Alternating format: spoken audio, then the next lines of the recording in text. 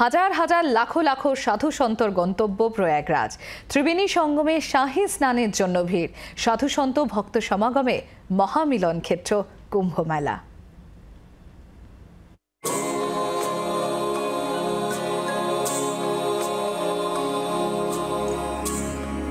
গঙ্গা, যমুনা, সরস্বতী তিন নদীর সঙ্গমস্থল প্রয়াগরাজ। যুগ যুগ ধরে ধর্ম, আধ্যাত্ম আর সনাতন ধর্মের তীর্থক্ষেত্র এই প্রয়াগরাজ। হাজার হাজার বছর ধরে আকর্ষণ করেছে সাধু, সন্ত, সাধক থেকে ধর্মপ্রাণ মানুষকে। সঙ্গমে স্নান করে পুণ্য লাভের আশায় কুম্ভ মেলায় জড়ো হন কোটি কোটি মানুষ। বহু প্রাচীনকালে এই মেলার উল্লেখ পাওয়া যায়, তবে প্রথম শুরু হয় সম্ভবত অষ্টম শতাব্দীতে। অষ্টম শতকের হিন্দু দার্শনিক ও সন্ত ছিলেন আদি শঙ্কর। তিনি সনাতন ধর্ম নিয়ে দার্শনিক আলোচনার আয়োজন করতেন। বিভিন্ন সাম্রাজ্য নিয়ে বিবাদ মেটাতেও এমন আয়োজন হতো। তবে আগে কুম্ভ মেলা বলে কিছু ছিল না, আয়োজন হতো মাঘ মেলা, মকর মেলা নামে। 19 শতকে এই মেলার নাম হয় কুম্ভ মেলা।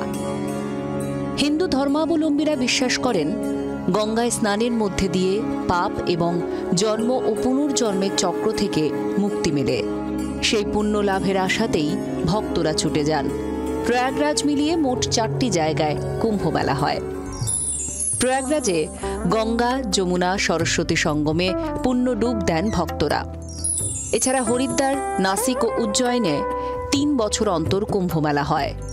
প্রতি 6 বছর অন্তর প্রয়াগরাজ ও হরিদ্বারে অর্ধকুম্ভ মেলা বসে। পশ্চিমবঙ্গের হুগলির বাঁশবেড়িয়াতেও 5ম কুম্ভ মেলা চালু হয়েছে।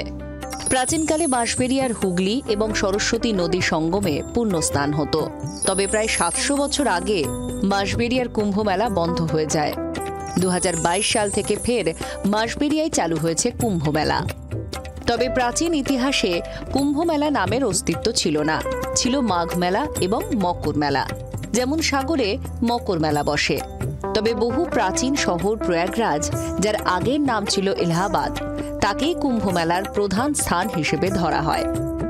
এবছর 13 জানুয়ারি থেকে 26 ফেব্রুয়ারি পর্যন্ত প্রায় 1.5 মাস ধরে চলবে মহাকুম্ভ। বিচিত্র ভারতবর্ষে ততোধিক বিচিত্র সাজ পোশাক, আচার সংস্কৃতি, ধর্ম উপাসনায় কানায় কানায় পূর্ণ হয়ে উঠছে হিন্দু তীর্থক্ষেত্র প্রয়াগরাজ।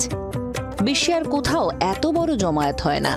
এই কারণেই ইউনেস্কোর ইনট্যাজিবল কালচারাল হেরিটেজ সাইটে তকমা পেয়েছে প্রয়াগরাজ। এখনো পর্যন্ত 2013 সালে রেকর্ড 12 কোটি মানুষের সমাগম হয়েছিল কুম্ভ মেলায়। এবার সেই রেকর্ডও ছাপিয়ে যেতে পারে বলে মনে করছে যোগী রাজ্যের প্রশাসন। ব্যুরো রিপোর্ট, জি 24 ঘন্টা। বাংলার আওয়াজ, বাঙালির আবেগ, জি 24 ঘন্টা।